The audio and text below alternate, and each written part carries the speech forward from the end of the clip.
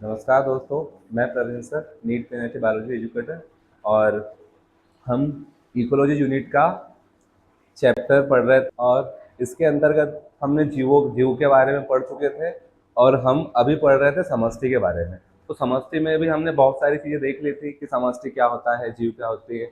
और आज हम क्या देखने वाले हैं कि समष्टि के कौन कौन से गुण होते हैं ये देखने वाले हैं। समष्टि साइज क्या होती है ये देखने वाले हैं और पॉपुलेशन ग्रोथ क्या होती है वो देखने वाले हैं। ग्रोथ के अंतर्गत क्या क्या और कौन कौन से टॉपिक देखने वाले हैं हम। इफेक्ट ऑफ पॉपुलेशन और कुछ मॉडल्स देखने वाले हैं, है ना। तो क्रमबद्ध तरीके से हम स्टार्ट करते हैं। तो उससे पहले आप लोगों को पिछली क्लास थोड़ी रिवाइज करवा देता हूँ कि जो पॉपुलेशन है इसके करेक्टर्स क्या क्या होते हैं। तो हमने पॉपुलेशन के 4 से 5 करेक्टर्स पढ़े थे कल। 4 से 5 करेक्टर्स। सबसे पहला करेक्टर हमने क्या पढ़ा था? हमने पढ़ा था मोर्टिलिटी। मोर्टिलिटी मोर्टिलिटी के बारे में पढ़ा था। और उसके बाद हमने पढ़ा था नोटिलिटी। नोटिलिटी पढ़ा था। और नंबर 3 पे हमने पढ़ा था क्या? एज। एज पिरामिड पढ़ा था। Pyramid age pyramid. और इसके बाद हमने और दूसरा नंबर 4 पे हमने क्या देखा था? Population growth. Population growth. तो हम एक मोर्टिलिटी भी देख चुके हैं, नोटिलिटी भी देख चुके हैं और एज पिरामिड भी हम देख चुके हैं। और आज हम किसके बारे में चर्चा करने वाले हैं? ग्रोथ के बारे में, है ना। और आप लोग एक फॉर्मूला भी पढ़ाए थे हमने कल कि जनसंख्या को प्रभावित करने के लिए कौन कौन से फैक्टर्स हैं, वो भी हमने कल पढ़ा था। और उसके लिए एक फॉर्मूला होता है। हमको किसी भी समष्टि की जनसंख्या घनत्व समझने के लिए एक फॉर्मूला के बारे में हमको जानकारी होनी चाहिए। यहाँ पे एन एन फॉर हमने बताया था। एन फॉर मतलब था पॉपुलेशन डेंसिटी पीडी। और टी फॉर क्या था? टाइम। टी फॉर था टाइम। और एन क्या था यहाँ पे? N N T. N T मतलब ये क्या था? वर्तमान का पॉपुलेशन। वर्तमान का पॉपुलेशन। और B for birth rate. E for था इमिग्रेशन। डी फॉर क्या था? Death rate. और ई फॉर क्या था? इमाइग्रेशन। तो ये जो फॉर्मूला है, इस फॉर्मूले के आधार पे हम किसी भी जीव की समष्टि समष्टि के बारे में समष्टि के बारे में हम समष्टि घनत्व निकाल सकते हैं इस फॉर्मूले से, है ना। तो ये फॉर्मूला आपको याद रखना है सभी को, है ना। तो ये फॉर्मूला बहुत इंपॉर्टेंट है। अब आगे हम देखने वाले हैं कि ये पॉपुलेशन साइज क्या होता है। पॉपुलेशन साइज से मतलब ये है कि आप किसी भी समष्टि में पॉपुलेशन को आप कैसे मापोगे, पॉपुलेशन डेंसिटी को आप कैसे मापोगे। तो अलग अलग समष्टि के लिए पॉपुलेशन डेंसिटी और पॉपुलेशन डेंसिटी को ही हम बोलते हैं पॉपुलेशन साइज। इसी को हम पॉपुलेशन साइज बोलते हैं। तो ये हम कैसे कैसे निकालते हैं, इसके लिए अलग अलग जीवों के लिए अलग अलग विधियों की जरूरत पड़ती है। अलग अलग, जैसे अगर मैं बात करूं कि एक ऐसा ऑर्गेनिज्म है जिसका आकार जो है बहुत छोटा है। आकार कैसा है? बहुत छोटा है। तो इसके लिए हम पॉपुलेशन डेंसिटी के लिए अलग विधि इस्तेमाल करेंगे। कोई ऐसा जीव है जिसका आकार जिसका आकार बड़ा है, इसके लिए पॉपुलेशन डेंसिटी निकालने के लिए मैं अलग विधि इस्तेमाल करूंगा। उसके बाद एक एक आता है एक आता है एक जो आता है क्या, जैसे बहुत एकदम जो बहुत छोटे जीव जिसको हम बोलेंगे माइक्रो ऑर्गेनिज्म, इसके लिए हम अलग विधि इसका इस्तेमाल करते हैं। और एक एक विधि है, और वो विधि जनरली जो शेर वगैरह होते हैं, टाइगर वगैरह जो होते हैं, टाइगर की पॉपुलेशन डेंसिटी के लिए हम अलग विधि का इस्तेमाल करते हैं। तो यहाँ से क्वेश्चन आ सकते हैं कि पॉपुलेशन डेंसिटी पॉपुलेशन डेंसिटी को ज्ञात करने के लिए कौन कौन सी विधियों का हम इस्तेमाल कर सकते हैं। तो कौन कौन सी विधियों का इस्तेमाल कर सकते हैं? नंबर 1, आकार में जो बहुत छोटे जीव है उनको उनकी जो जनसंख्या घनत्व है वो बताने के लिए हम किस विधि का इस्तेमाल कर सकते हैं? हम इनकी जनसंख्या को बताने के लिए हम इस्तेमाल कर सकते हैं एरिया का। एकांक एरिया का मतलब एकांक एरिया में कितनी पॉपुलेशन है उनकी, मतलब कितनी जनसंख्या है, उसके आधार पे हम उनकी डेंसिटी बता सकते हैं। फॉर एग्जाम्पल के लिए हम लिख सकते हैं घास, और घास में भी किसका एग्जाम्पल? गाजर घास। ये इस तरीके से हम जो छोटे आकार के जीव है उनकी जनसंख्या हम ऐसे बता सकते हैं। और दूसरा हमने क्या लिखा, जो बड़े जीव है, बड़े जीव से मतलब कि ऐसे जीव जो आकार में बहुत बड़े हैं, जो काफी एरिया कवर कर रहे हैं, तो इसके लिए हम अलग विधि का इस्तेमाल करते हैं। और इसके लिए हम किसका इस्तेमाल करते हैं, इसके लिए हम इस्तेमाल करते हैं परसेंटेज साइज का इस्तेमाल करते हैं। जैसे एग्जांपल के लिए जो बरगद का पेड़ होता है, बरगद का पेड़ आकार में बहुत बड़ा होता है, आकार में बहुत बड़ा होता है, तो इसकी पॉपुलेशन डेंसिटी बताने के लिए हम परसेंटेज साइज का इस्तेमाल करते हैं, है ना। तो एग्जांपल तो क्वेश्चन आते हैं। उसी तरह दूसरा हमने लिखा है यहाँ पे माइक्रो ऑर्गेनिज्म। माइक्रो ऑर्गेनिज्म से मतलब कि जो बहुत सूक्ष्म जीव है, आप उसकी पॉपुलेशन डेंसिटी को आप कैसे बताओगे। तो पॉपुलेशन डेंसिटी बताने के लिए हम इस्तेमाल करते हैं, किसका इस्तेमाल करते हैं, हम इस्तेमाल करते हैं उसके साइज का, उसके एक एकांक साइज का इस्तेमाल करते हैं कि वो एक नियत एरिया में उनकी आबादी कितनी है। तो उनकी आबादी में अगर मैं मात्र अगर छोटी सी इतने से क्षेत्रफल की बात करूंगा कि इतने से क्षेत्रफल में उनकी आबादी कितनी है, तो उस आधार पे मैं फिर ऑल ओवर पूरे एरिया का मल्टीपल करके निकाल लूंगा। मतलब एक सूक्ष्म एरिया में जितने जीव पाए जा रहे हैं उतने ही जीव ये पूरे ऑल ओवर पूरे एरिया में पाए जाएंगे। तो हम इस तरीके से जो माइक्रो ऑर्गेनिज्म है उसके लिए हम इस तरह की विधि का इस्तेमाल कर सकते हैं। जैसे बैक्टीरिया का एग्जांपल ले सकते हैं। जैसे स्लाइड में कुछ बैक्टीरिया कल्चर कर रहे होंगे वहां पे, तो वहां पे मात्र एक सूक्ष्म एरिया में जितने भी बैक्टीरिया पाए जाते हैं उसका हम पूरे एरिया के साथ इंटू करके हम उसकी पॉपुलेशन डेंसिटी निकाल सकते हैं, है ना।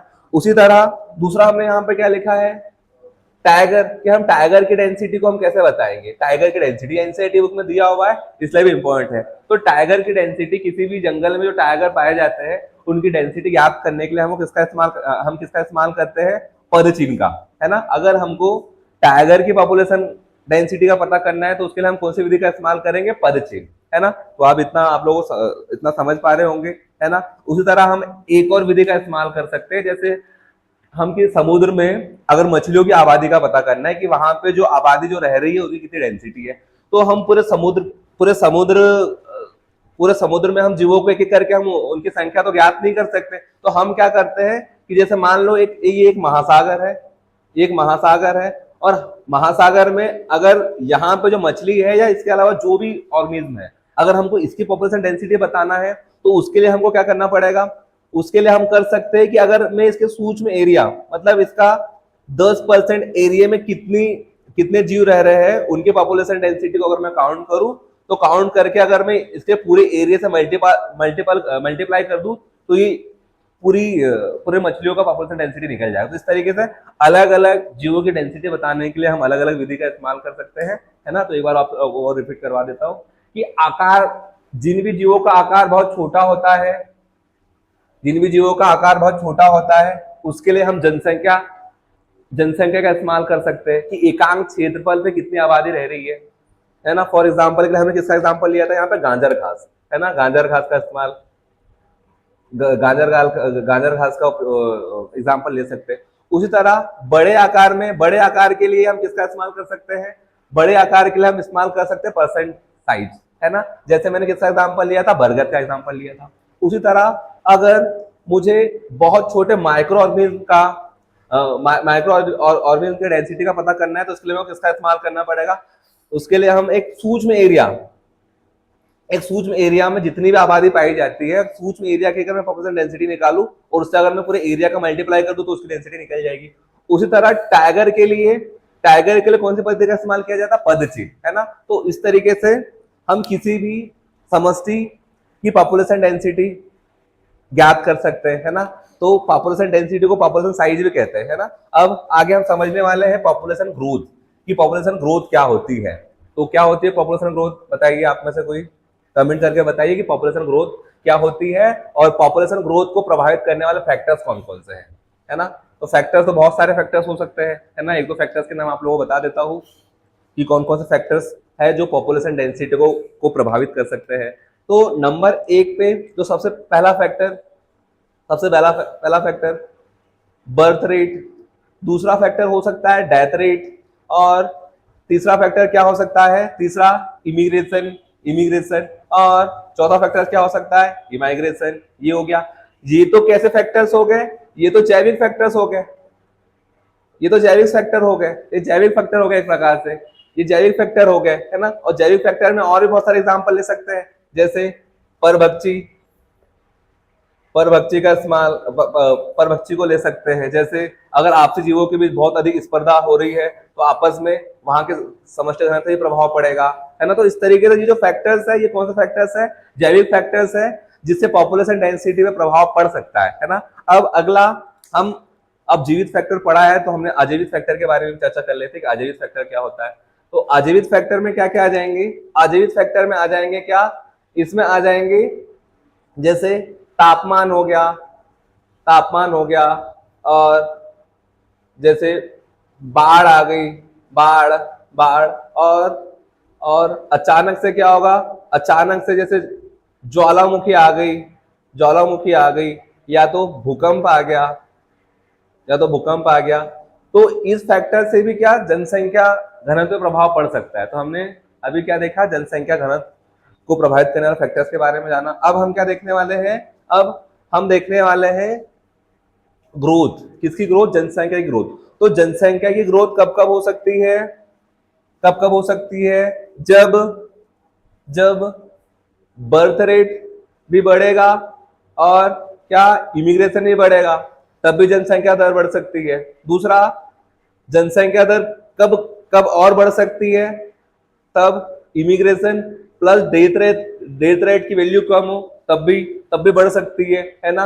और बढ़ेगा कब, जब बर्थ रेट भी बढ़े और इमिग्रेशन भी बढ़े, तब भी जनसंख्या बढ़ सकती है ना। तो ये प्रभावित करने वाले क्या हो गए, इसके फैक्टर्स हो गए।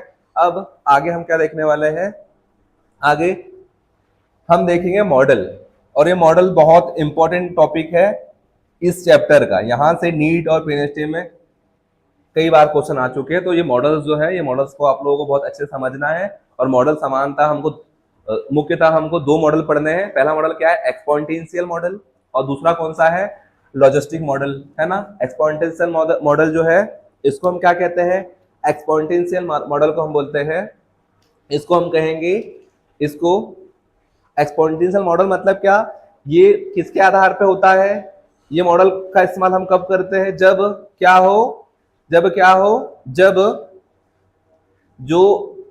जो संसाधन है, जो संसाधन है वो कैसे होते हैं, असीमित। संसाधन कैसे होते हैं, असीमित।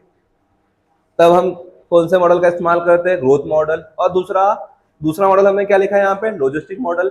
अब इसका इस्तेमाल हम कब करेंगे, जब संसाधन क्या हो, सीमित हो, संसाधन क्या हो, सीमित हो, संसाधन क्या हो, सीमित हो, तब हम इसका इस्तेमाल करेंगे, है ना। तो ये दोनों मॉडल जो है बहुत महत्वपूर्ण मॉडल है ये, है ना। जब किसी भी समष्टि में संसाधन कैसे हो, असीमित हो। संसाधन से मतलब क्या, संसाधन से मतलब ये है कि संसाधन मतलब जो पोषण है, अनलिमिटेड पोषण हो। दूसरा, आवास अनलिमिटेड हो, आवास अनलिमिटेड हो। तो ऐसी कंडीशन में किसी भी जीव की जो समष्टि है बहुत तेजी से वृद्धि करेगी, बहुत तेजी से। क्यों वृद्धि करेगी, क्योंकि उनको प्रॉपर खाना मिल रहा है, उनके पास प्रॉपर आवास है।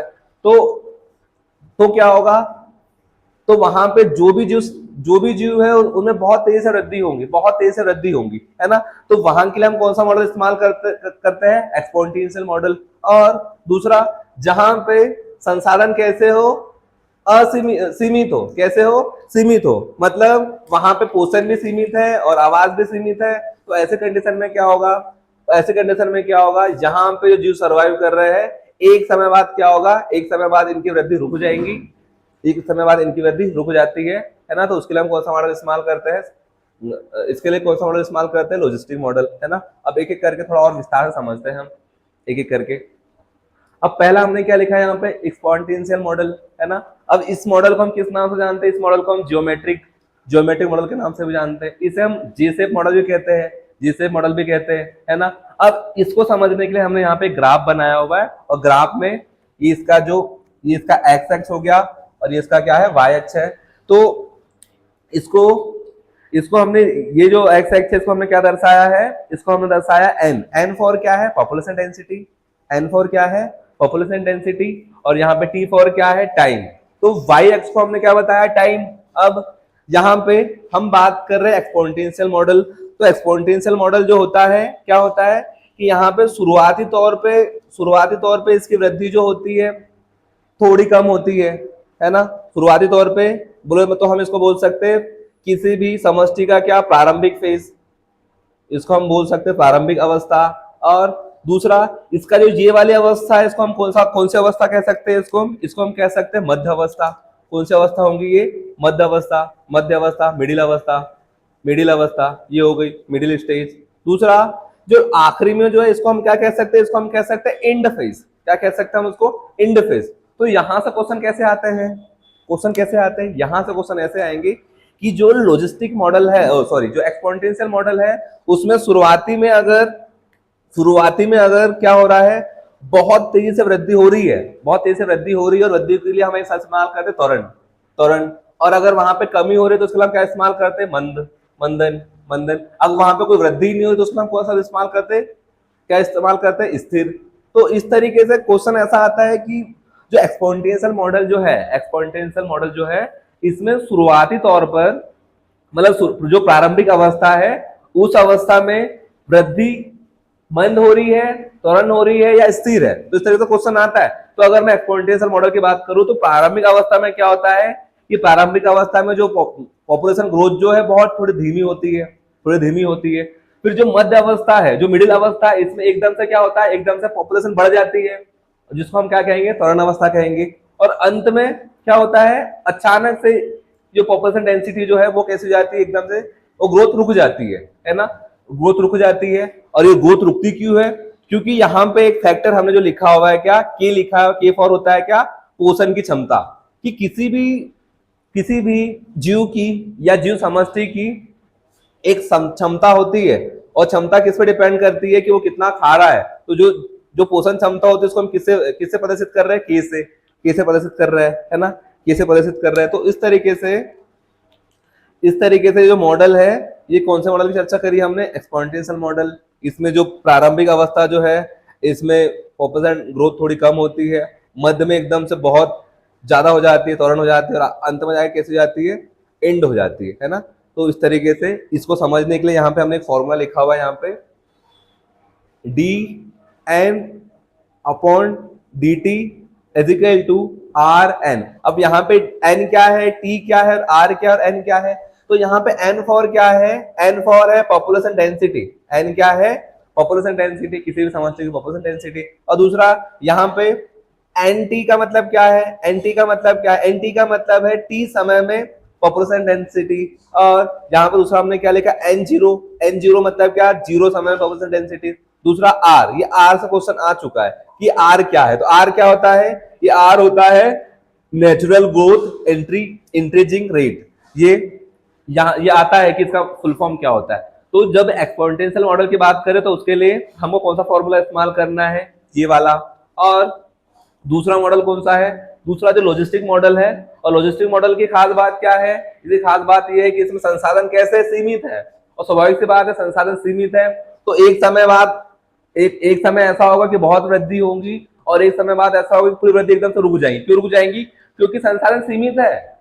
पोषण अगर सीमित है तो एक समय बाद क्या होगा, आबादी बढ़ते जाएंगी, फिर आपस में पोषण के लिए जीवों के बीच स्पर्धा होगी। और स्पर्धा के कारण क्या होगा कि आपस में जो जीव है वो आपस में नष्ट हो जाएंगे। मतलब एक समय बाद क्या होगा कि वृद्धि बहुत होगी, और एक समय बाद जाके एकदम से वृद्धि रुक जाएगी। तो इसको समझने के लिए हम कौन सा मॉडल का इस्तेमाल करते हैं, लॉजिस्टिक मॉडल। तो जो लॉजिस्टिक मॉडल है, इसमें पहला क्वेश्चन तो यही आ सकता है कि इसमें संसाधन कैसे होते हैं, सीमित संसाधन होते हैं। दूसरा, इसको हम और किस नाम से जानते हैं, इसको हम व्यूरिसिट पल मॉडल के नाम से भी जानते हैं। दूसरा और क्या नाम है इसका, एसेप मॉडल। एसेप क्यों कह रहे हैं कि यहाँ पे एक सर्कल बनता है, यहाँ पे एस आकार का ग्राफ बनता है, एस आकार का, ये इस आकार का ग्राफ बनता है। तो इस ग्राफ को हम कैसे समझेंगे, स्टार्टिंग में प्रारंभिक अवस्था में क्या होता है, वृद्धि धीमी होती है, मंद होती है। लेकिन इसकी जो मिडिल अवस्था होती है, इसमें क्या होता है, मिडिल अवस्था में अचानक से वृद्धि बढ़ जाती है, और इसकी जो एंड फेस होती है इसमें अचानक से जाके क्या होता है, हमारे पास संसाधन कैसे सीमित है, तो एकदम से क्या होगा, वहां पे पोषण खत्म, मतलब पोषण पोषण खत्म हो जाएगा। तो उस अवस्था में क्या होंगे, सारे सारे जो जीव है वो भी कैसे हो जाएंगे, नष्ट हो जाएंगे। तो इसके लिए हम कौन सा फॉर्मूला का इस्तेमाल करते हैं, हम इसके लिए ये फॉर्मूला का इस्तेमाल करते हैं। इसको यहां थोड़ा और अच्छे से लिख देते हैं, D N upon D T is equal to N N और कोष्टक में के एन अपॉन के। इस तरीके से हम इस मॉडल को समझने के लिए, कौन सा मॉडल, लॉजिस्टिक मॉडल समझने के लिए हम ये फॉर्मूला को समझ सकते हैं। और ये फॉर्मूला आया हुआ है, ये आता है, ये आप लोगों को याद करना है। तो यहाँ पे के क्या है, के फॉर है पोषण क्षमता, कि हर समष्टि के पास एक सीमित पोषण की क्षमता होती है, उसके बाद वो पोषण जो होता है वो नष्ट हो जाता है। तो के फॉर क्या है, पोषण की क्षमता, एन फॉर क्या है, प्रोपल्शन डेंसिटी, और यहाँ पे टी क्या है, time, T for time, N for क्या, प्रोपल्शन डेंसिटी, है ना। तो इस तरीके से वृद्धि मॉडल समझने के लिए जो वृद्धि मॉडल है वो दो प्रकार के होते हैं, एक्सपोनेंशियल और लॉजिस्टिक, है ना। अब इसके लिए हम कल जो नया पढ़ने वाले, क्या पढ़ने वाले, कल हम नया पढ़ने वाले हैं जीवों के बीच इंटरेक्शन, है ना, मतलब पॉपुलेशन इंटरेक्शन पढ़ने वाले कल। जो जीव होते हैं, जीवों के बीच किस तरह का इंटरेक्शन होता है, आपस में कैसे कैसे संबंध होते हैं, धनात्मक संबंध होते हैं, ऋणात्मक होते हैं, उदासीन संबंध होते हैं, तो ये सब हम कल समझने वाले हैं, है ना। और कल का जो टॉपिक ये परीक्षा की दृष्टि से बहुत इंपॉर्टेंट है ना। तो कल आप लोगों को बिल्कुल क्लास मिस नहीं करना है, कल आपको आना है, क्योंकि कल का जो टॉपिक है बहुत इंपॉर्टेंट होने वाला है परीक्षा की दृष्टि से 100%, है ना। ठीक है, तो आज के लिए इतना ही करते हैं, धन्यवाद।